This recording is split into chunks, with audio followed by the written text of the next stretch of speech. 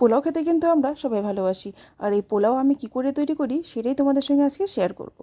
প্রথমে এখানে আমি 500 গোবিন্দভোগ চাল খুব ভালোভাবে ধুয়ে নিয়েছি।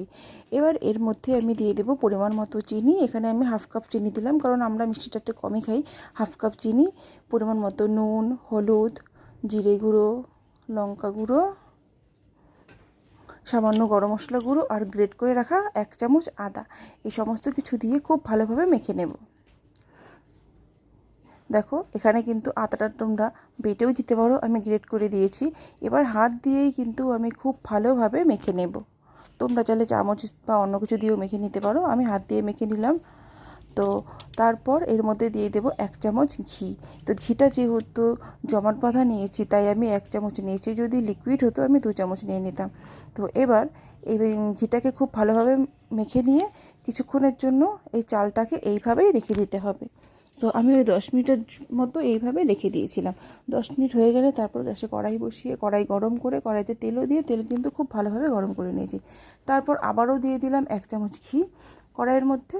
ঘিটাকে মেল করে নিয়ে তারপর এর মধ্যে কিছুটা কাজু আর কিশমিশ দিয়ে ভেজে তুলে নেব।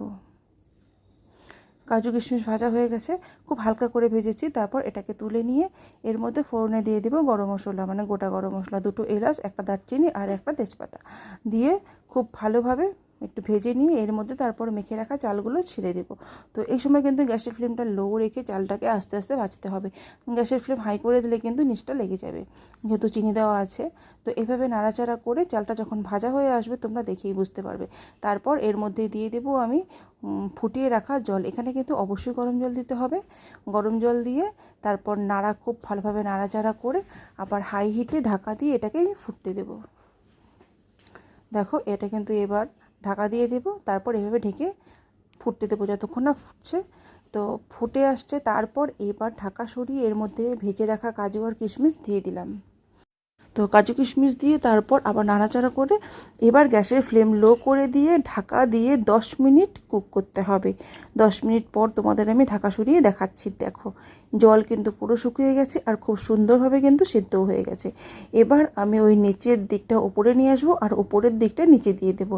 এইভাবে নাড়াচাড়া করে আবারও কিছুক্ষণ ঢাকা দিয়ে রেখে দেবো। তো ওই 5 থেকে 10 মিনিট ঢাকা দিয়ে রাখলেই কিন্তু হয়ে যাবে। দেখো নাড়াচাড়া করে কিন্তু এবার আমি ঢাকা দিয়ে দেব। তারপর 10 মিনিট পর ঢাকা সরিয়ে চিকেন বা মাটনের সঙ্গে সার্ভ করলে কিন্তু অসাধারণ লাগবে।